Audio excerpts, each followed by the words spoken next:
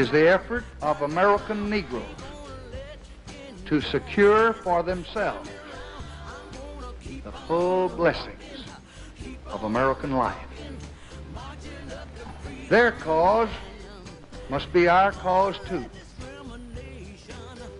Because it's not just Negroes, but really it's all of us who must overcome the crippling legacy of bigotry and injustice. And we shall overcome. Ain't gonna let no hatred turn me around now.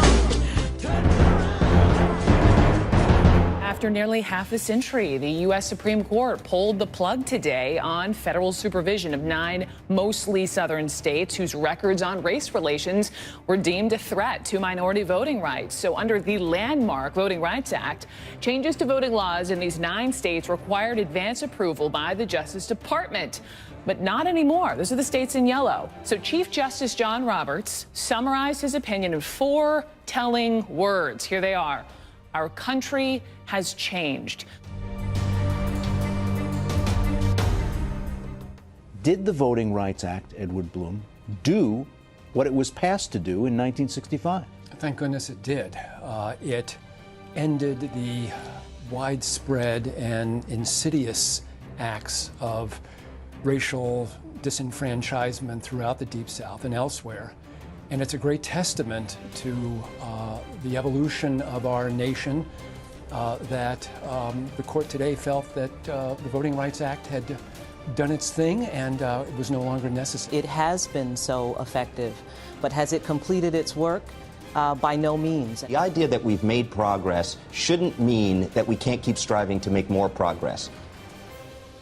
Millions of men and women cannot get an ID to vote. These maps show most part-time ID issuing offices are in rural regions with the highest concentrations of people of color and people in poverty who cannot afford to leave work and travel to an ID issuing office. 1.2 million eligible black voters and 500,000 eligible Hispanic voters live more than 10 miles from the nearest ID issuing office, open more than 2 days a week. Is the Voting Rights Act still relevant?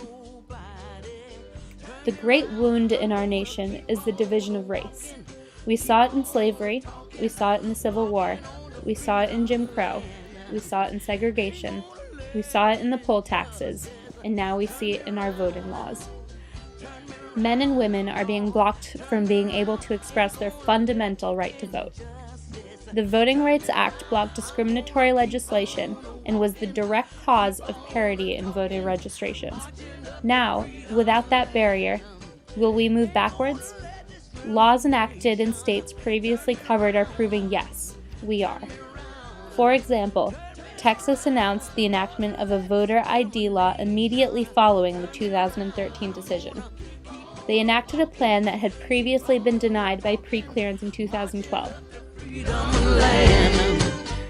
The new laws after the Voting Rights Act decision are nothing more than our era's poll taxes. In our country, the only check on government is voting, and when we fail to protect that right, we have failed in our principal duty, to have the government be of the people, by the people, and for the people. This is not a partisan issue. This is an American issue, because our democracy is founded on ensuring that every eligible citizen has access to the ballot box.